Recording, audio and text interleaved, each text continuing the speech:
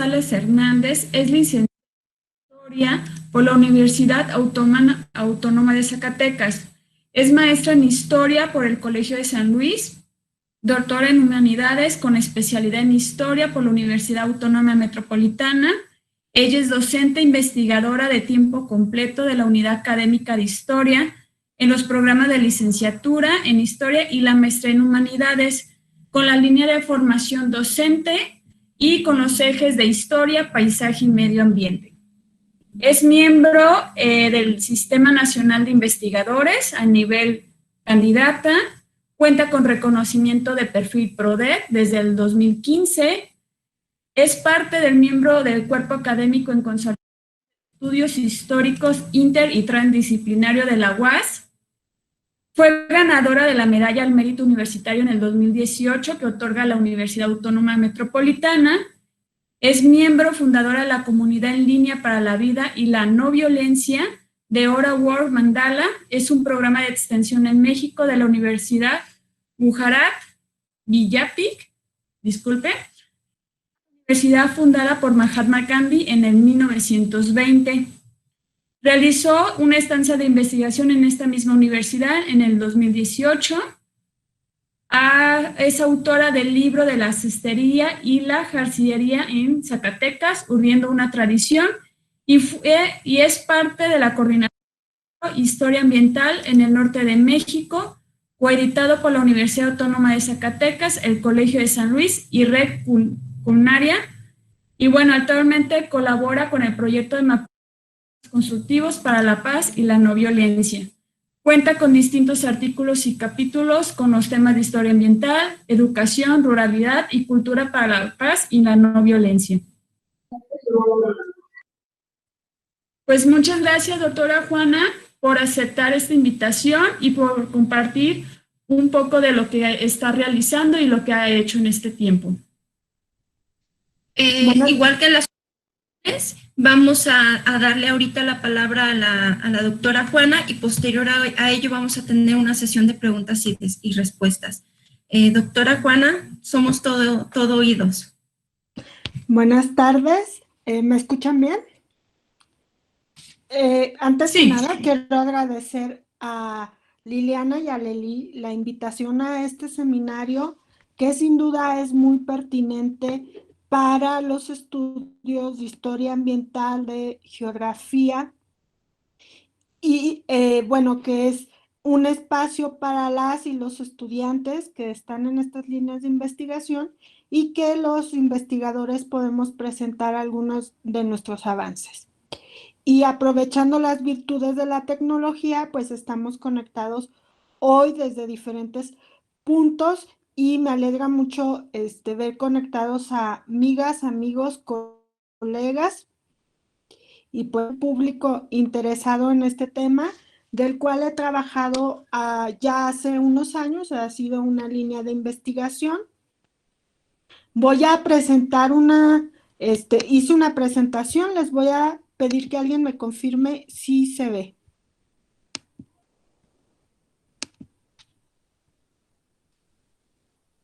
¿La podemos ver? Aún no, doctora Juanita, dice que se está preparando. A ver, vamos a intentarlo de nuevo.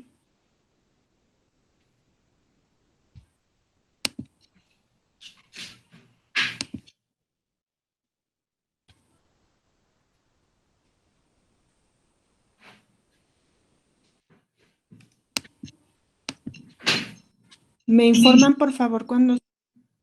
Listo, doctora, ya es posible ver sus diapositivas. Perfecto.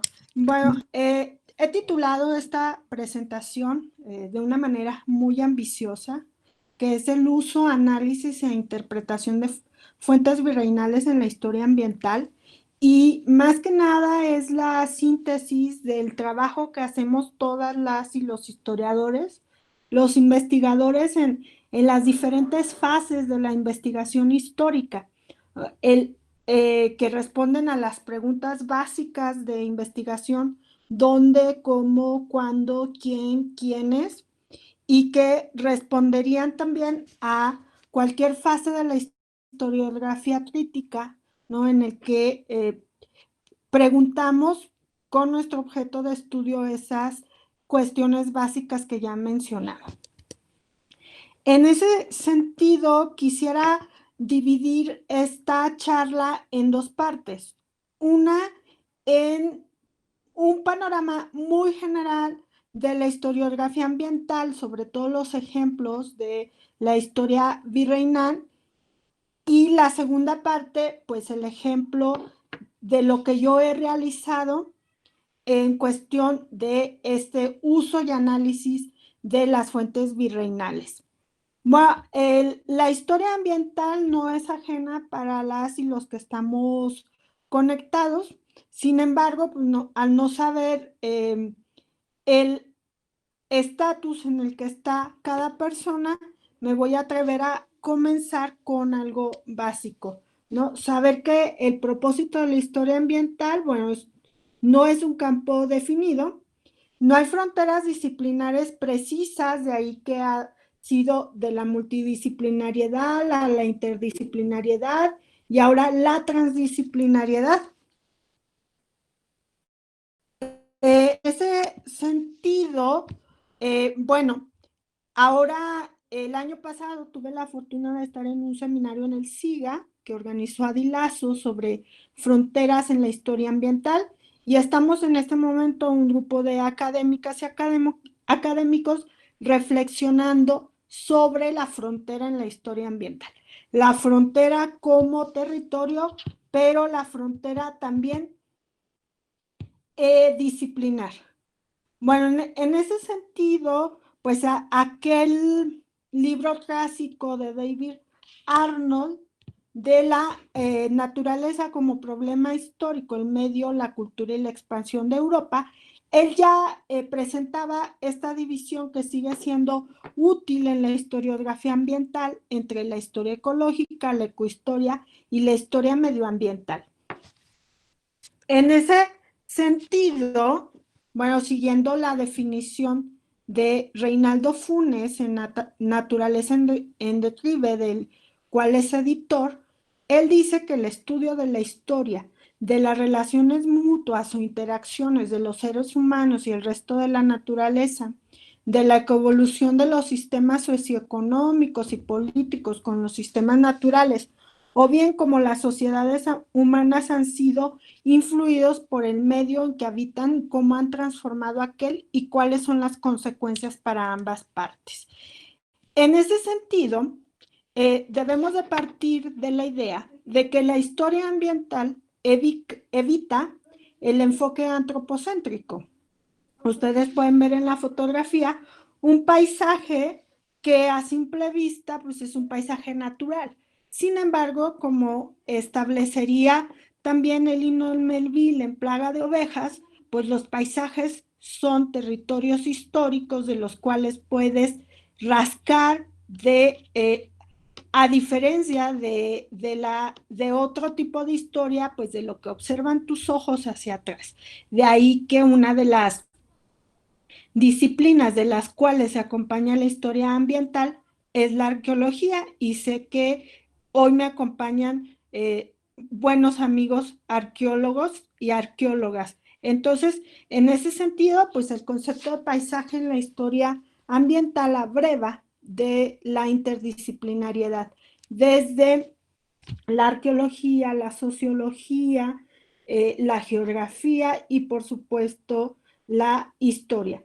Entonces, quiero que me acompañen con esta idea de evitar el enfoque antropocéntrico, y de ahí que quería retomar esa idea de las fronteras de historia ambiental.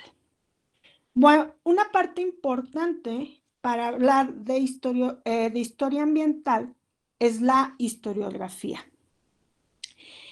Se han hecho ya varios balances historiográficos, entonces lo que voy a presentar el día de hoy solamente son notas, ideas, bibliografía que me ha acompañado, pero que sin duda hay mucho más. Una de sin duda, una de las bases fuertes de la historiografía en Latinoamérica, ya por 2 décadas o más, es la Sociedad Latinoamericana y Caribeña de Historia Ambiental, SOLCHA, y su revista, que es Historia Ambiental Latinoamericana y Caribeña, ALAC, les puse ahí la dirección de internet, y si ustedes analizan solo ALAC en todos sus números, observarán la evolución que ha tenido la historia ambiental en cuanto a temas, enfoques, uso de fuentes, eh, objeto de estudio, objetivos, etcétera. Me atrevo a decir que hay una escuela estadounidense de historia ambiental donde está Worcester con su libro también clásico para la historia ambiental de las transformaciones de la Tierra, Cynthia Radic, Vera Candiani, por mencionar algunos. De ahí que el número de 2012 de Hispanic American Review, pues es un dossier sobre historia ambiental y es de lo primero que se encuentra en esta escuela estadounidense en relación con la época virreinal. El tema, el capítulo de Vera Candiani sobre el desagüe en lo que ahora llamamos Ciudad de México. Bueno, también les puse la dirección de Environmental History Review.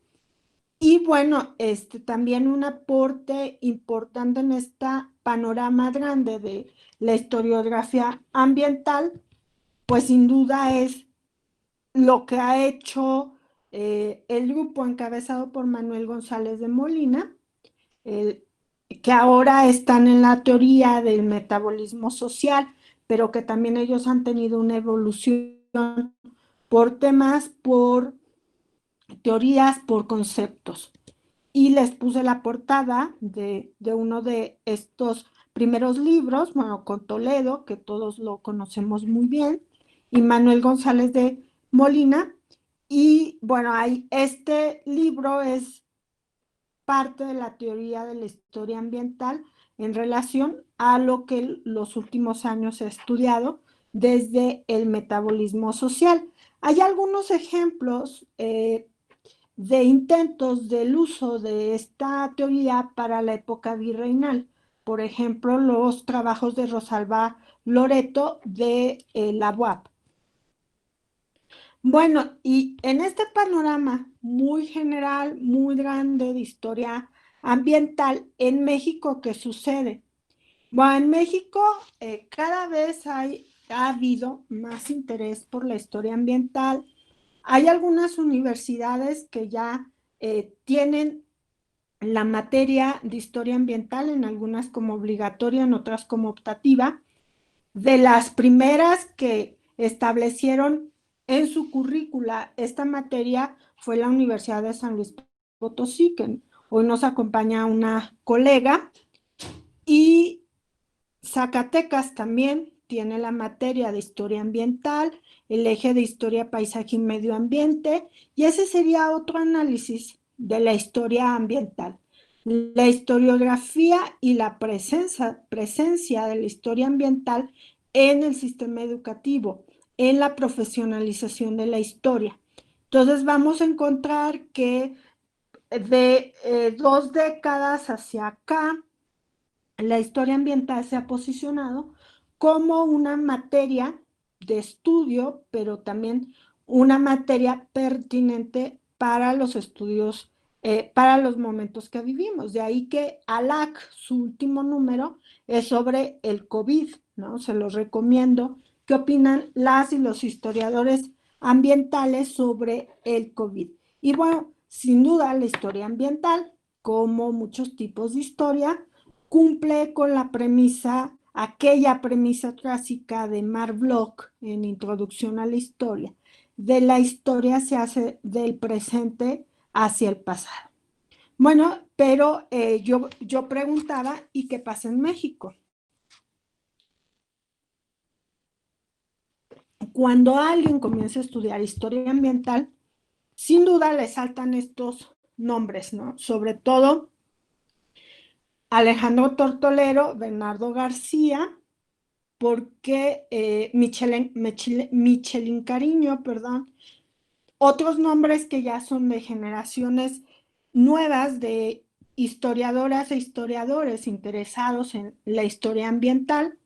Debí de haber hecho una cronología de esta historiografía ambiental en México para que ustedes pudieran ubicar, ¿no?, a estas autoras, a estos autores y los temas, pero eso pues nos llevaría a otro seminario, a otra conferencia. No podríamos después establecer un seminario solo de historiografía ambiental, que es una de las materias que imparto en la maestría en humanidades, en el eje de historia, paisaje y medio ambiente. Pero bueno, quiero detenerme un poco con los nombres de estos investigadores, porque voy a desembocar en la historia virreinal. Bueno, sin duda, Alejandro Tortolero, pues hay quien lo ha establecido en la historiografía ambiental, su libro sobre bosques, como el inicio, la introducción de la historia ambiental en México.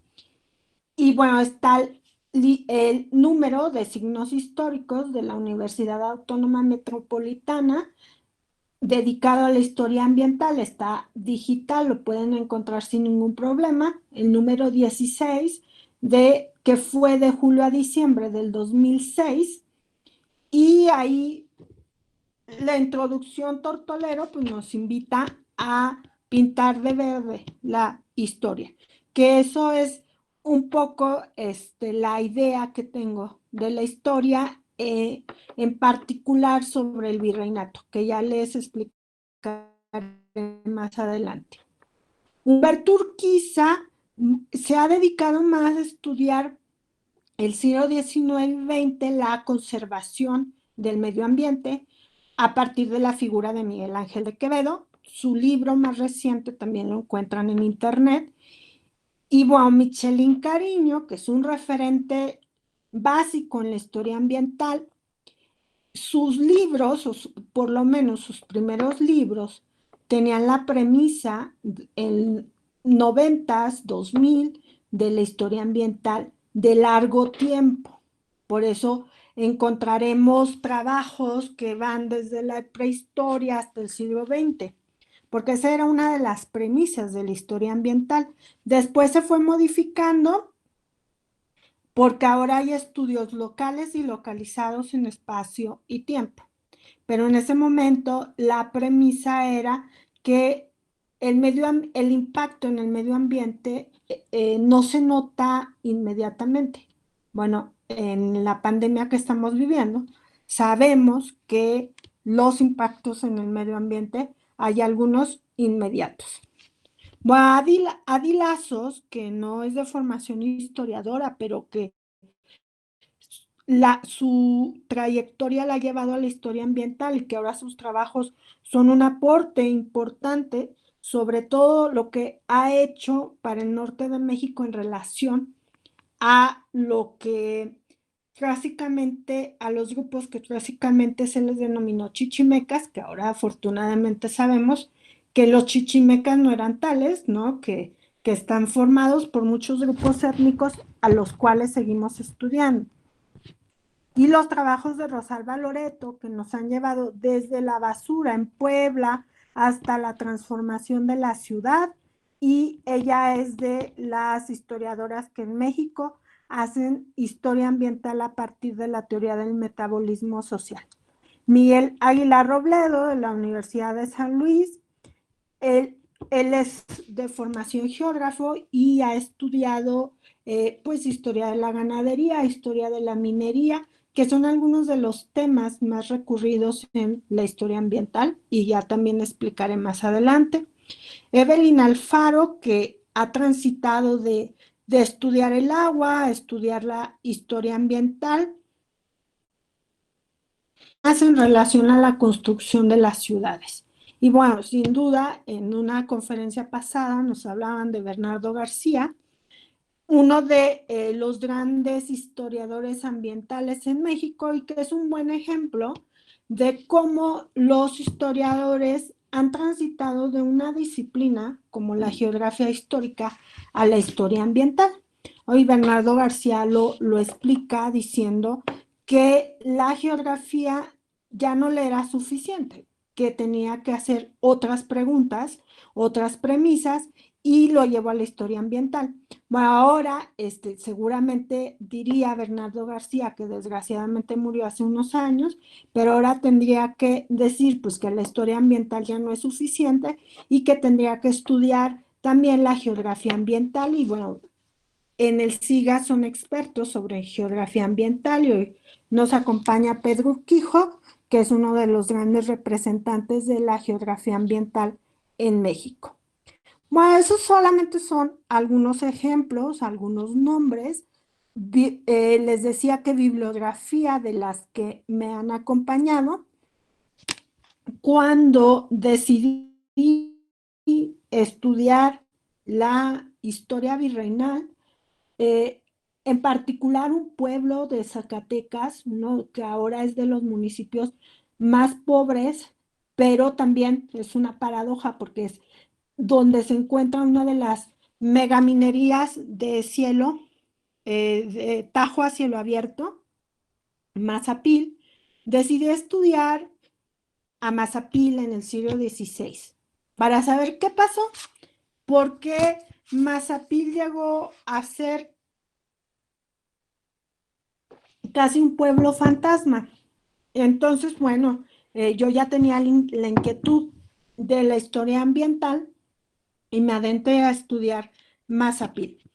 El primer tropiezo fue encontrar que había pocos estudios, estoy hablando del 2006, había pocos estudios sobre la historia ambiental virreinal.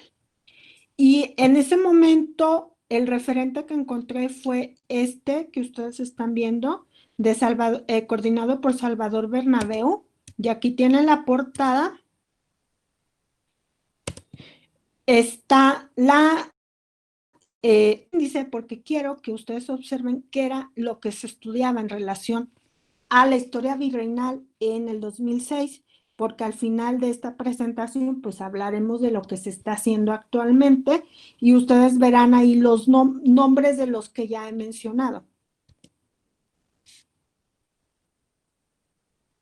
Y bueno, en ese sentido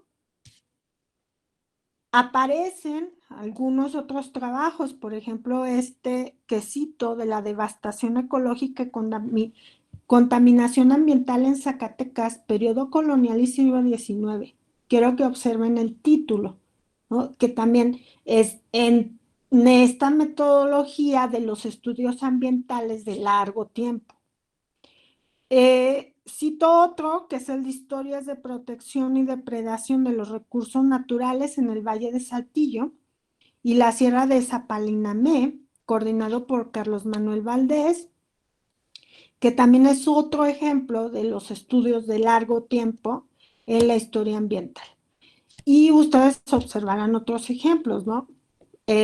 Poblar la frontera de Chantal-Ramusel, que si bien no es propiamente de historia ambiental, ella tiene la inquietud de explicar lo que ella llama devastación ecológica virreinal en este pueblo, ¿no? Por eso es una referencia importante para quien quiera hacer estudios de historia ambiental en el virreinato. Otro libro que ustedes observan es La Ciudad Ilustrada, Sanidad, Vigilancia y Población, siglos XVIII y XIX, para el caso de Zacatecas, que es la ciudad en la que me encuentro, y que estudia sobre todo la minería y el agua, la ausencia de agua o que se ha dicho, pero ahora sabemos por algunos estudios que no es así, que ha sido un presente en la historia de Zacatecas, ¿no? Sabemos que también ha habido una evolución en ese sentido. Ven otros ejemplos, Ciudades Nómadas del Nuevo Mundo, de Alain Musset, el geógrafo, este libro tampoco es propiamente de historia ambiental, sino más de geografía histórica, pero para el caso de la historia ambiental en América, Musset establece una idea muy importante, que es la ciudad nómada, un concepto de la ciudad nómada en el Nuevo Mundo, cómo fueron transitando las ciudades en el Nuevo Mundo.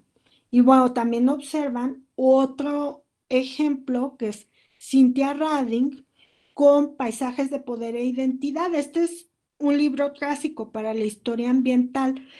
Ella, por supuesto, tiene muchísimos más trabajos. Otro sería Los hijos de Mayagüel, en el que hace un estudio histórico del maguey en relación, cuando hablaba al inicio de evitar el enfoque antropocéntrico, la historia ambiental lo evita. Bueno, ya lo hace muy bien en Los hijos de Mayagüel, porque establece o estudia la relación entre diferentes grupos sociales y el maguey. Bueno, un ejemplo más es este libro que ustedes observan que acabamos de coordinar, es Generación COVID, entonces no lo hemos podido presentar todavía de una manera formal. Estamos viendo si lo hacemos a distancia o somos optimistas y esperamos a que pase la pandemia, pero creo que va a ser lo primero. Y es este libro, un esfuerzo grupal, un esfuerzo de equipo interinstitucional, que es la historia ambiental en el norte de México. Y ahí por lo menos 5 de los 9 trabajos que lo forman tienen que ver con la época del virreinato, que ahorita también vamos a precisar eso, ¿no? 1, 2, 3, bueno, el trabajo de Adi Lazos es más la transición al virreinato. 4, 5, 6, 7, mentí, son 7 trabajos que tienen que ver con la historia virreinal ambiental en el norte de México. Y en un inicio no nos propusimos que fuera eso. Sin embargo, a las y los historiadores que invitamos están ubicados ahorita en esa época de estudio. Entonces, a diferencia de lo que veíamos para el 2000, este libro es del 2000, que es un primer esfuerzo por conjuntar trabajos de historia ambiental para la época virreinal, pues encontramos este libro que no es con esa intención, insisto, es porque ahora es un interés en la historiografía ambiental, el explicarnos qué sucedió en el virreinato y quitar mitos, ¿no? Mitos como el que antes de la llegada de los españoles no había habido crisis ambientales. Y bueno, aquí también está una colega que ha trabajado eso. Y bueno, sabemos que las relaciones medioambientales han sido históricas, ¿no? Y han tenido sus procesos positivos y sus procesos negativos. Y incluso ahora sabemos, porque también en el virreinato había sido la gran devastación ecológica, y a referencia con la megaminería que vivimos en estos momentos, sabemos que la depredación no fue en esas dimensiones, pero por supuesto que hubo devastación ecológica, sí, que hubo contaminación, sí, que hubo transformación del paisaje, sí, y bueno, ahí están los ejemplos de lo que ha estudiado Daviken de Canadá o Juan Carlos Ruiz Guadalajara. Y bueno, ya entrando a lo que es el tema en esta presentación, es hablar sobre el concepto de virreinato, colonia o monarquía hispánica. Los primeros trabajos que realicé de la historia ambiental, pues todavía estaba presente en la historiografía el concepto de colonia, ¿no? Y ustedes por ahí vieron algunos títulos de trabajos que referí sobre la colonia. Ahora yo me encuentro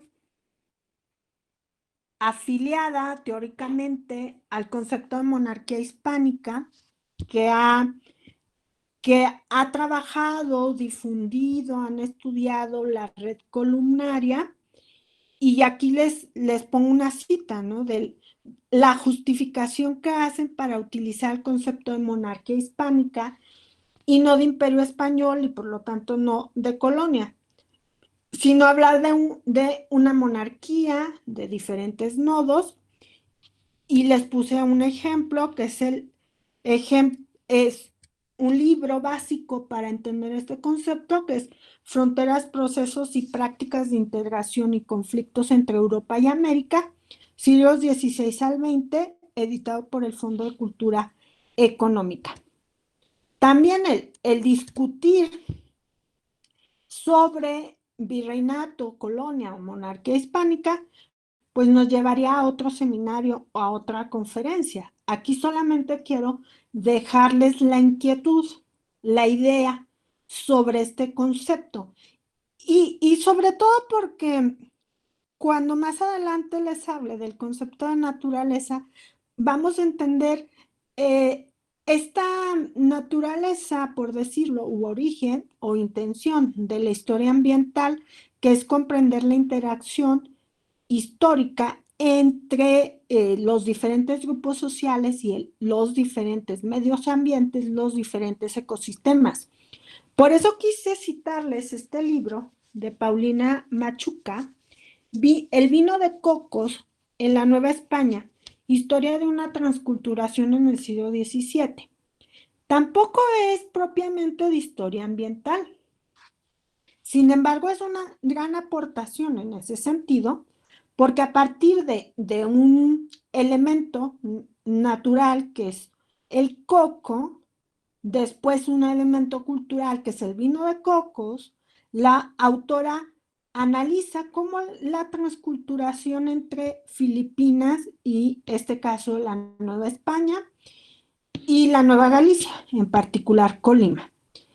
En este tipo de trabajos es a lo que estamos llegando en los últimos momentos de la historiografía. Ya no saber solo cómo impactaron los europeos en América, sino también cómo impactó América a Europa y cómo elementos naturales, por ejemplo, el coco, luego el vino de coco, pero también diferentes plantas, fueron transformando las ideas y el paisaje europeo.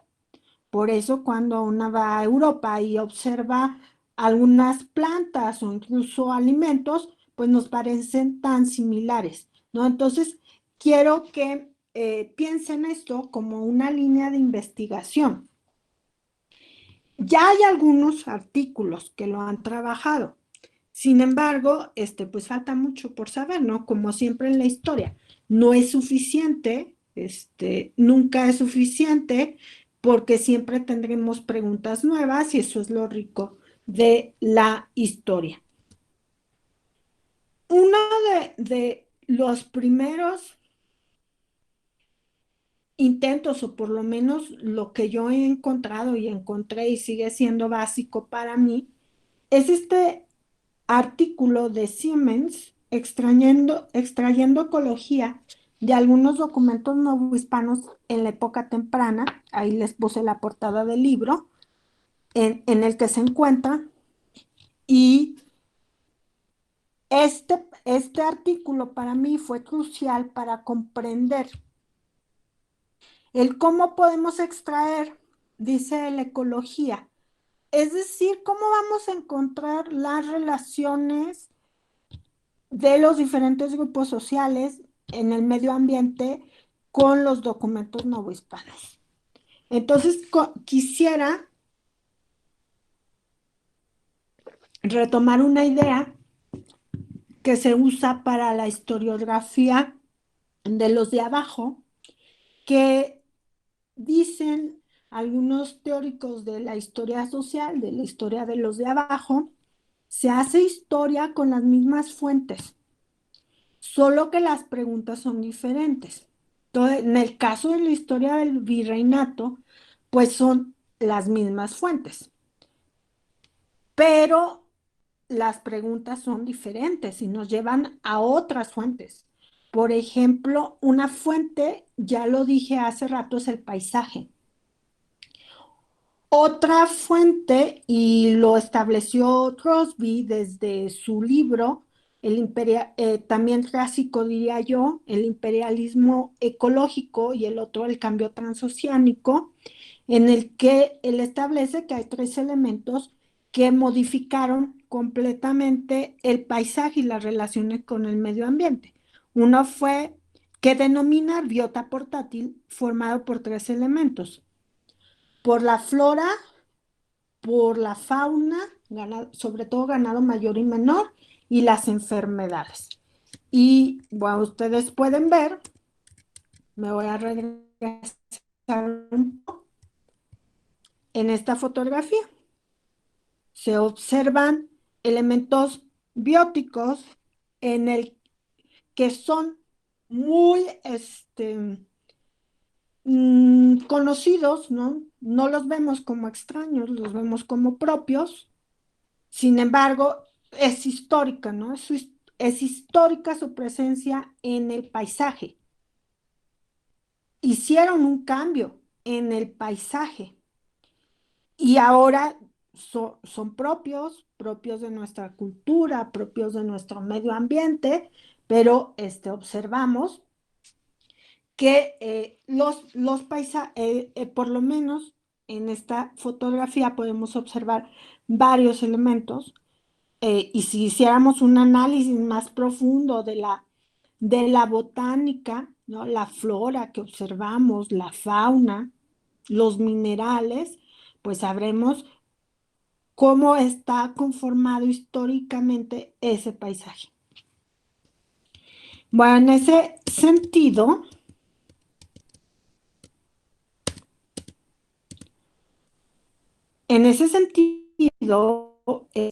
quisiera yo decir que mi propuesta, mi metodología, ha sido partir pues de algo, ¿no? Hay que partir siempre de algo, de un concepto, de tratar de construir nuestros propios conceptos, nuestras propias herramientas, pero siempre partiendo de teorías. Y bueno, en ese sentido, esta tarde les quiero compartir que a partir de la invitación que me hace Liliana, pues comienzo a reflexionar nuevamente sobre el uso de las fuentes virreinales, o historiográficamente se le han dicho de primera mano, para el caso de la historia ambiental. Y pues reflexionaba que parto y seguiré pensando que para comprender esos documentos que encontramos en el archivo, si lo que quieres es ir a buscar, o en las palabras de Siemens, extraer ecología de esos documentos, pues necesitas saber muchas cosas, tener preguntas claras, pero en este caso, digo yo, saber el concepto de naturaleza.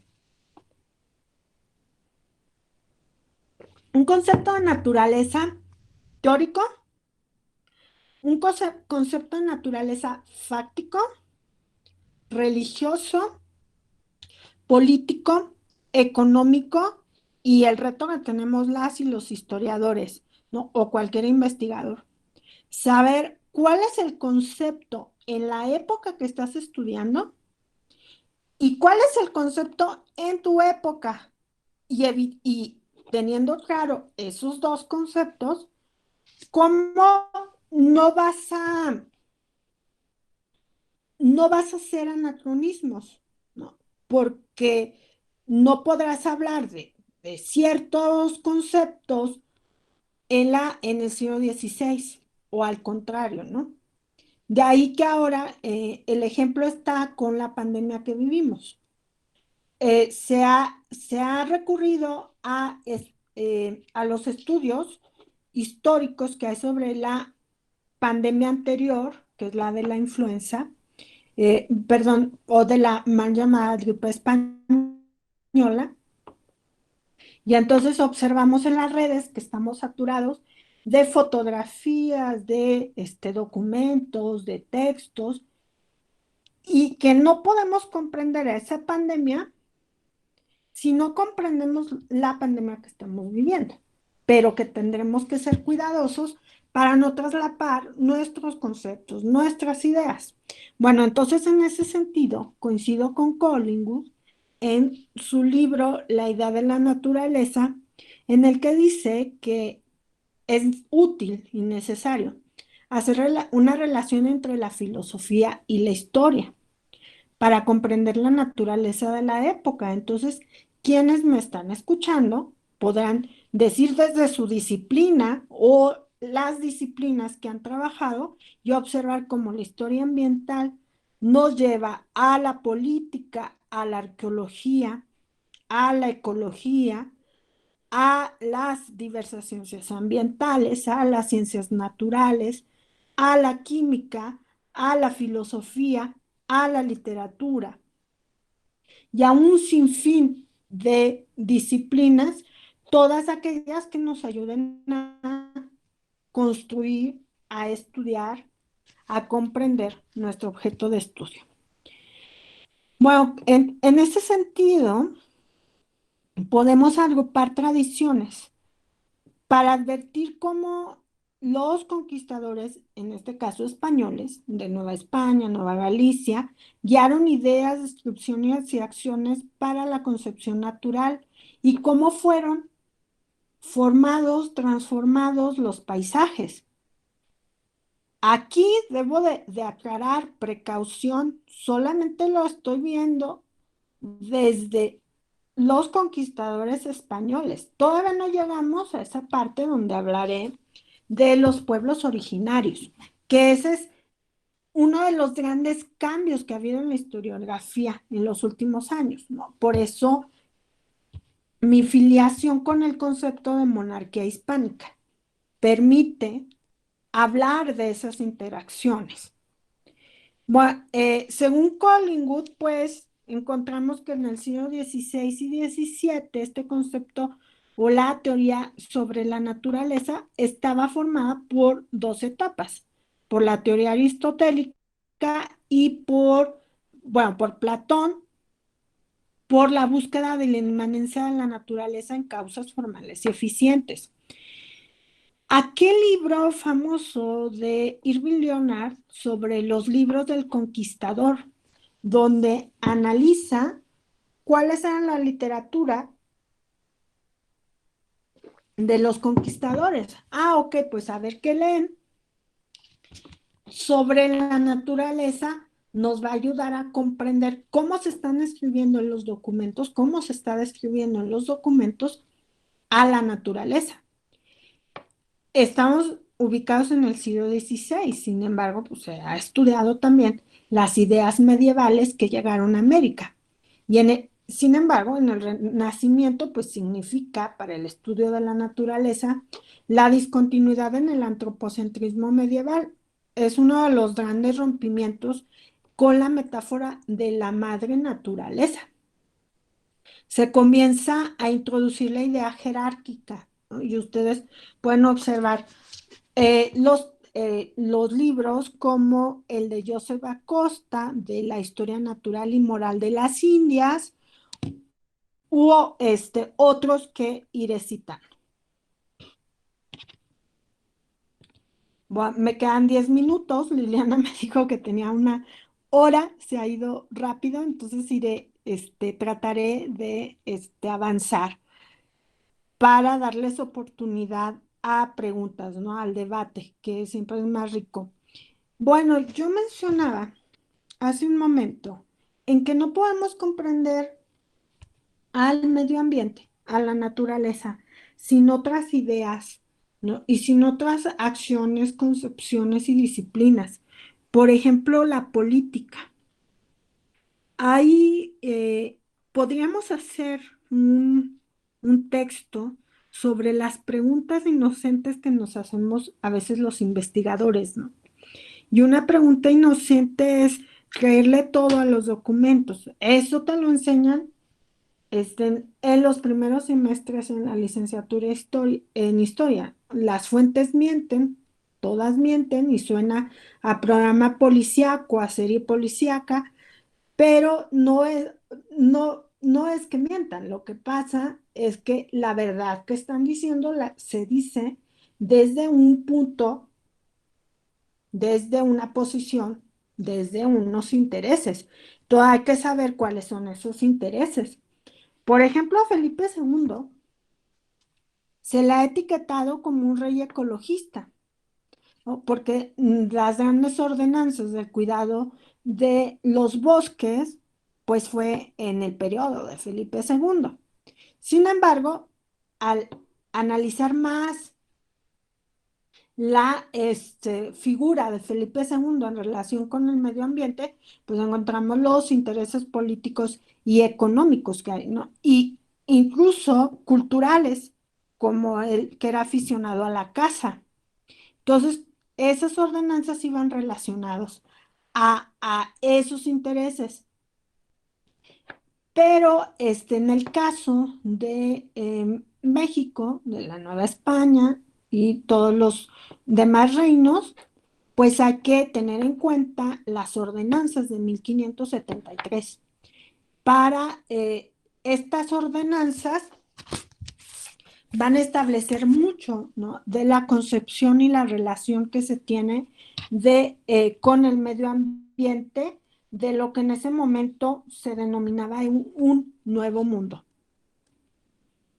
Les puse aquí una imagen del mapa de Ortelio de 1590, donde ustedes observan ya las 4 partes del mundo, ya americano, concebida como un continente. Y quiero citar un trabajo de Nieto Larte donde dice que los exploradores, cartógrafos y naturalistas del siglo XVI debieron nombrar y describir lo desconocido, poner en lenguaje familiar el extraño mundo natural. De ahí que ustedes leen las diferentes descripciones, tanto de fauna, de flora, por ejemplo, la relación de Pedro de Ahumada, donde describe a las tunas diciendo que se parecen a una fruta española, ¿no? Siempre teniendo en relación pues lo que ellos observaron. Bueno, solamente por mencionar un ejemplo, porque tengo un capítulo en el que analizo diferentes crónicas, personajes, y bueno, solamente por mencionar alguno, Colón muestra podemos ver en sus cartas 3 emociones frente a la naturaleza del mundo, del Nuevo Mundo. Uno, se entusiasmó frente a la novedad de la flora, como le pasó a muchos. Admiró su hermosura y, bueno, él admite en algunas cartas que tiene pocas posibilidades científicas para comprenderla mejor, ¿no? Después vendrán ya científicos, pero él declara que tiene pocas posibilidades científicas para comprenderlas. Solo quiero leerles una descripción que hace y que lo encuentran en una compilación de sus cartas que se llama Las primeras cartas sobre América. Árboles hay y están todos floridos en el mes de noviembre, que es ahora como en España, frutecidos montes y llanos el verano dora, tanto que estamos todos aturdidos por la abundancia que la vista azora. Son los árboles verdes de sus hojas, tal parece que nunca se despojan. esta es la descripción de unos árboles que ve y que está esa comparación, ¿no? Como el verano en España, como florecen en mayo. Entonces, para estudiar el virreinato, las fuentes virreinales, hay que saber el concepto de naturaleza que había en la época, por eso me detuve a explicar esto, y también no solo es el concepto de naturaleza de un grupo, ¿no? Sino de otro grupo. Uno de los ejemplos que tenemos que se ha explicado la historia ambiental, perdón, más que la historia ambiental, el concepto de naturaleza a los pueblos originarios en México, pues es la gente del Mezquite de Carlos Manuel Valdés.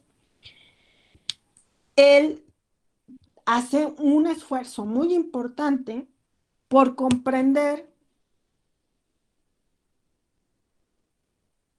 cómo concebían esos grupos el medio ambiente. Otro trabajo que les invito a leer, pues es el trabajo de Adi Lazos y Claudio Garibay, Legados chichimecas en el paisaje, que está en el libro que citaba de la historia ambiental en el norte de México y que Liliana y Aleli nos tienen una sorpresa para el final. Y los legados chichimecas en el paisaje.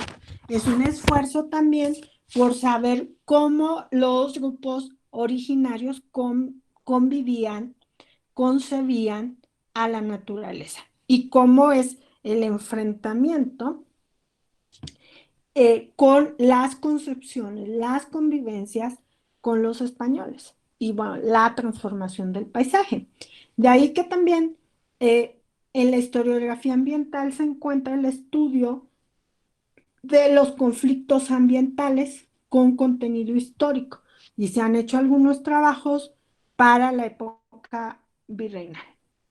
Pero bueno, estábamos hablando del concepto de naturaleza y yo solamente quise poner otro nombre que es Gonzalo Fernández de Oviedo con el sumario de la Natural Historia de las Indias, porque esta obra de Oviedo es una conjunción de historia, crónica, cosmografía, botánica, etnografía, es un bestiario, es un libro de prodigios.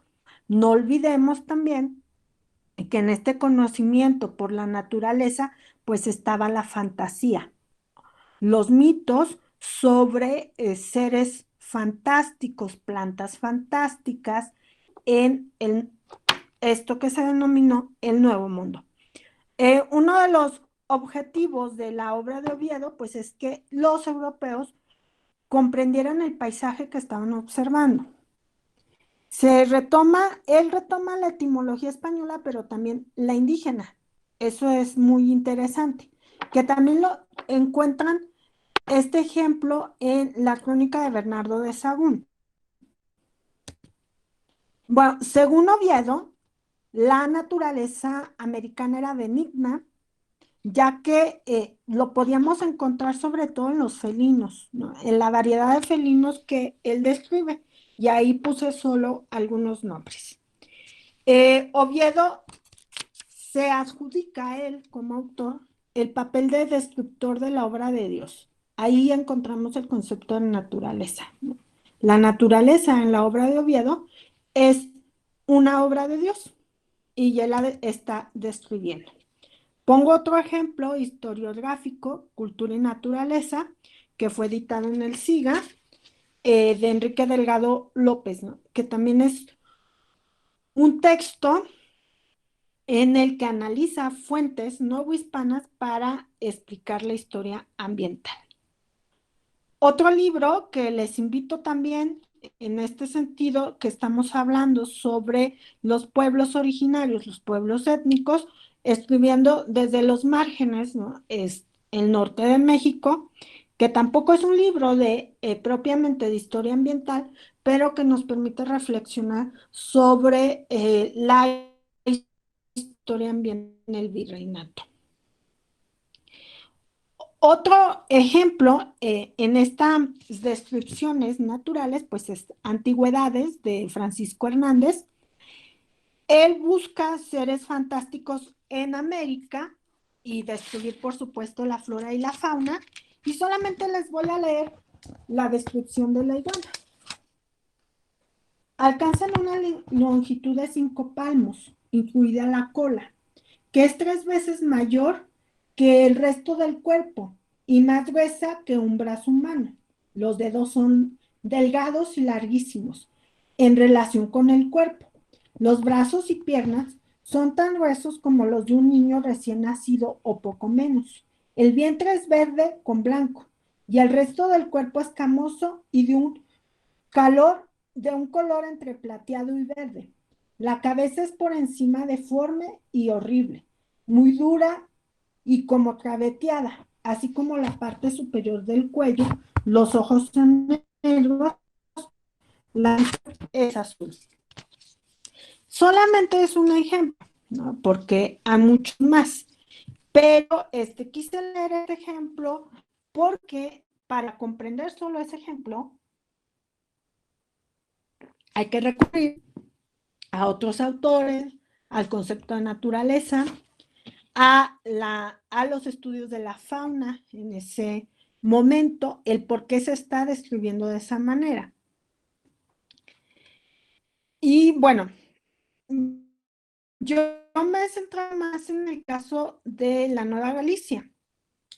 Por supuesto que en la Nueva Galicia también hubo un proceso de conocimiento, traducción, descripción y apropiación de la naturaleza. En este sentido, pues ustedes pueden observar, ¿no? Desde el mismo nombre de el reino, la Nueva Galicia. Indica una Galicia vieja en España, la Nueva Galicia, y entonces hay una traducción, descripción, conocimiento, pero que no podemos comprender del todo el paisaje, el medio ambiente en la Nueva Galicia si no sabemos cómo se relacionaban los diferentes grupos étnicos, de ahí que citaba los trabajos de Valdés y de Adilazos, y en esta metáfora que usa Valdés como la gente del mezquite, indicando una relación especial con el fruto del mezquite, pero es solo esa metáfora, ¿no? Para explicar las diferentes relaciones. Bueno, ¿en dónde he encontrado la información? Les decía hace rato, mismos documentos, diferentes preguntas. Relaciones geográficas, visitas de oidores, obispos, crónicas militares. Y aquí puse algunos ejemplos de crónicas y descripciones que han sido publicados para el caso de la Nueva Galicia, ¿no? Todos se encuentran en archivos, pero ha habido historiadoras e historiadores muy generosos que nos han dejado ya descripciones transcritas en el que nos hace pues más sencillo llegar a la fase de la interpretación. Pero por supuesto que ahorita vamos a hablar de los archivos. Estos dos que ustedes observan fueron básicos, han sido básicos en mi investigación. La descripción de la Nueva Galicia y la descripción de los reinos Nueva Galicia, Nueva Vizcaya y Nuevo León, de Alonso de la Mota de Escobar y de Domingo Lázaro de Arregui. Incluso al final mostraré unas tablas del análisis que hice sobre la conceptualización que hacen de la flora y la fauna. Y también, hago un análisis del concepto de naturaleza y las tradiciones que han tenido, que tuvieron ellos para explicar la naturaleza de este territorio. Eso está en un trabajo que ahora está en revisión por el SIGA, porque será publicado, espero que a finales de este año, en el que abordo la transformación del paisaje en la Nueva Galicia. Ahí ustedes observan otros ejemplos. Y bueno, antes de pasar a mostrarles la clasificación de plantas y animales de Alonso de la Mota, Las fuentes, ya les decía, pues son infinitas, ¿no? Son crónicas, descripciones geográficas, actas de cabildo, mercedes de tierra y agua, el paisaje mismo, la cartografía, y ahí ponía otro ejemplo, ¿no?, de paisaje, paisaje natural, que nos llevaría toda la tarde discutiendo, ¿no?, sobre paisaje natural y cultural, pero pues también, obviamente, para la Nueva Galicia, tenemos algunos ejemplos de la urbanización, ¿no? También en, en las descripciones geográficas, las ordenanzas, pues observamos la relación con el medio ambiente. Está este ejemplo de la pintura de San Miguel y San Felipe de 1580, ustedes observan ahí, y este mapa es muy particular porque podemos analizarlo desde diferentes perspectivas. Algo que a mí me ha interesado es la flora y la fauna, pero hay quien lo ha analizado para explicar la guerra chichimeca, hay quien lo ha analizado para explicar el poblamiento y hay quien lo ha analizado pues desde la misma estructura del mapa. Por ejemplo, en el libro de Alessandra Russo del realismo circular podemos encontrar una teoría, ¿no?, del análisis de este mapa y de otros mapas de la época. Pero a mí me ha interesado sobre todo para la explicación de la flora y la fauna. Los archivos, obviamente, esto también es general, pero es el archivo de Indias, el general de la nación, los diferentes archivos estatales, municipales, diocesanos, parroquiales, mapotecas. Entonces, quien quiera adentrarse a la historia ambiental del virreinato, verá que no tiene fin, ¿no? Que hay muchas preguntas, hay muchos temas, hay conceptos, y bueno, quiero pasar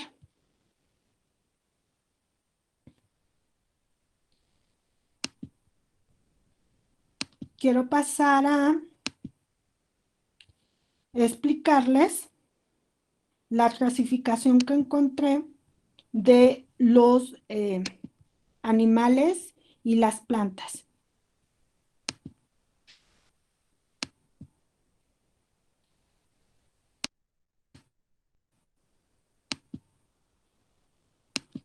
¿Ya la observan?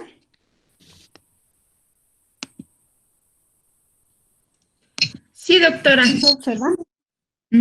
Ok. No, Ustedes, ya, listo, ya quedó. perdón, ok. Excelente, gracias.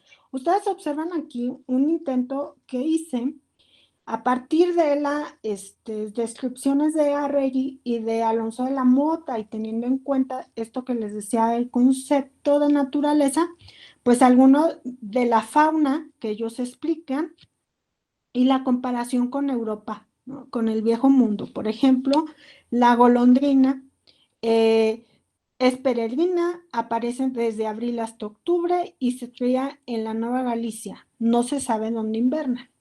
Y bueno, ustedes aquí pueden ver diferentes ejemplos de los animales que menciona Arregui. Voy pasando solamente algunos.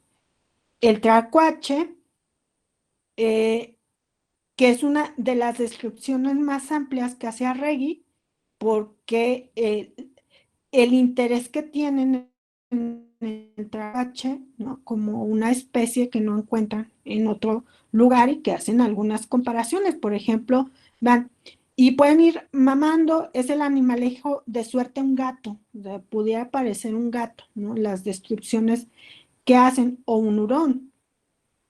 Están los armadillos que viven debajo de la tierra, y bueno, ustedes encontrarán aquí, que también estará en el libro que estamos trabajando, las diferentes descripciones de animales, la clasificación, ¿no?, de reptil o animal imperfecto. Los mosquitos estaban en la clasificación de reptil o animal imperfecto. Y aquí están las plantas, ¿no? Están higos, plátanos, ciruelas, bueno, ya en esta clasificación general, genérica, ¿no? De los productos de Castilla y los productos de la tierra. Plátanos, ciruela, mezcales, el peyote. Y aquí dicen, ¿no? Quiero que lean la descripción del peyote. Que al que lo toma se lo da por un tiempo y aún los indios dicen que adivinan con él y la verdad es que da una manera de adormecimiento, un calor que hace que el cansancio y otros trabajos se sientan menos y tomando mucho se privan del sentido de modo que dice que ven visiones y entonces dicen que adivinan o saben las cosas ocultas que pretenden. Ese es solo un ejemplo. Y bueno, en ese sentido, quiero terminar, porque ya abusé del tiempo, diciendo que en este recorrido rápido de la historia ambiental, de la historiografía ambiental, observamos cómo en los últimos años ha crecido el interés por el virreinato para explicarnos, preguntarnos sobre este encuentro, desencuentro, invención, todas las teorías, conceptos que tenemos para comprender lo que a mí me ha interesado en particular, que es la transformación del paisaje. La transformación del paisaje que lleva a la transformación del medio ambiente, de las relaciones medioambientales. Entonces, bueno, sin más, dejo mi presentación aquí porque más bien me gustaría saber preguntas y pues tratar de responder. Muchas gracias.